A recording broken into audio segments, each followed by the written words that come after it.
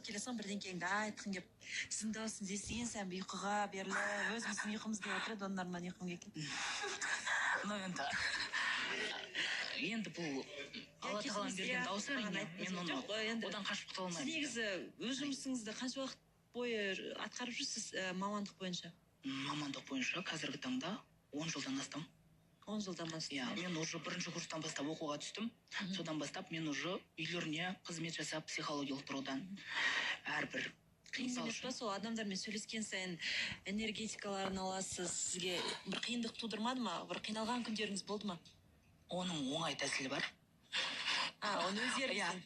Өзіміздің методтарымыз бар. Сырт көзге сондай қиын болып көрінеді да бізге сөйлескеннен кейін сол адамның энергетикасын барлық мұңын ішіне жинап аласың да, сосын сен онымен қалай жүресің деген. Мысалы бір күнде бірнеше адам қабылдасаңыздар.